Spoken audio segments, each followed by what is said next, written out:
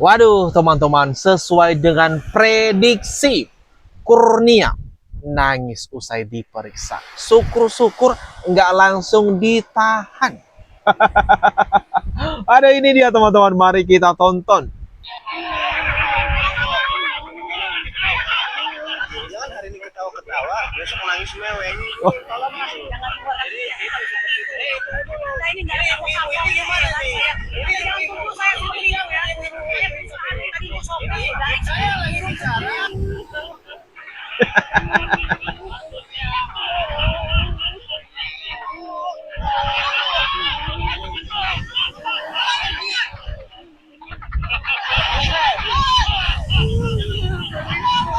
Waduh, gimana nih, teman-teman?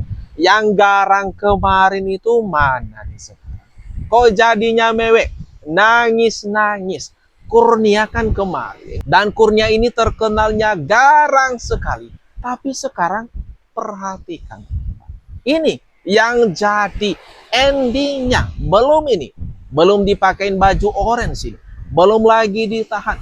Sudah ketar-ketir duluan. Ini gimana nih, teman-teman? Kalau menurut pendapat kalian? Bang Rismon dipenjarakan, saya juga siap dipenjarakan. Oh. Karena saya yakini bahwa bagaimana Pak Ruslan Buton,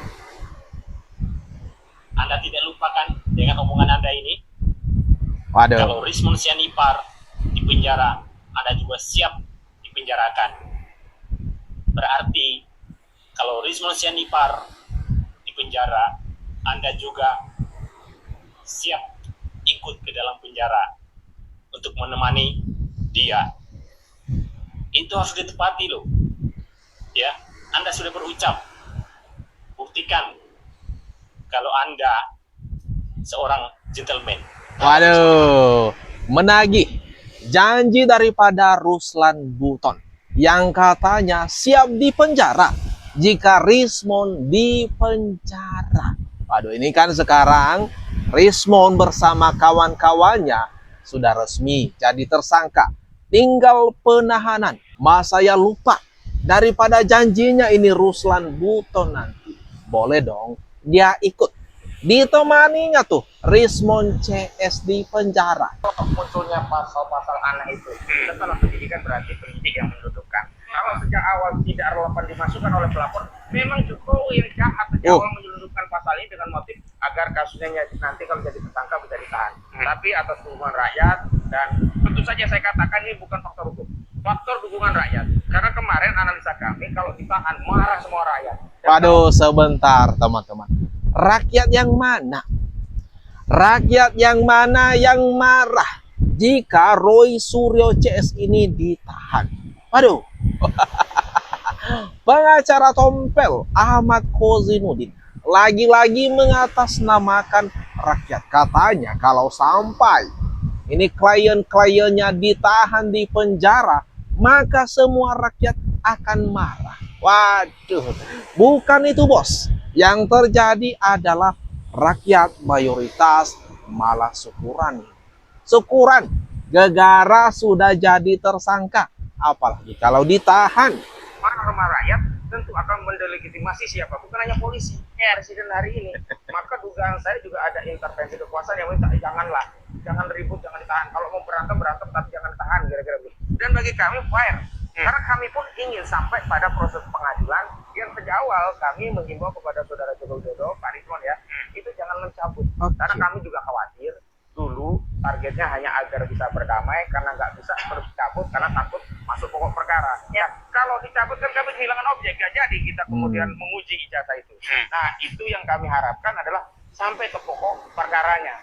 Yang kedua, ini kan soal baru saja kita di tingkat penyidikan, nggak ditahan kok, kayaknya aneh gitu loh. Biasa saja. Yang kedua, jangankan penyidikan, sudah ikrah pun tadi kita ngobrol, Sylvester Matutina sampai hari ini nggak ditahan gitu. Waduh. Ini gimana menurut pendapat kalian, teman-teman? Ngelesnya daripada Ahmad Kozinudin atau pengacara Tompel? Lagi-lagi nih, teman-teman. Satu lagi berarti rekor diciptakan oleh Ahmad Kozinudin, kliennya sebentar lagi akan masuk penjara. Gimana nih teman-teman? Kalau menurut pendapat kalian? Kalau rakyat Indonesia tidak bergerak semuanya, maka negara ini akan hancur gulung lantak. Jika saya menerima surat dari Polda Metro Jaya tepat Jumat Barokah tanggal 7 November, dan itu angka sakti ya Bapak dan Ibu semuanya. Hari Jumat, hari yang disukai Allah Subhanahu wa taala, dan tanggal 7 adalah angka yang disukai Allah Subhanahu wa taala. Buat saya ini sakral. Ini adalah tanda. Ini adalah sebuah tanda pintu untuk membuka kalau rakyat Indonesia tidak bergerak semuanya, maka negara ini akan hancur luluh lantak. Ini yang harus dipahami semuanya. Iya.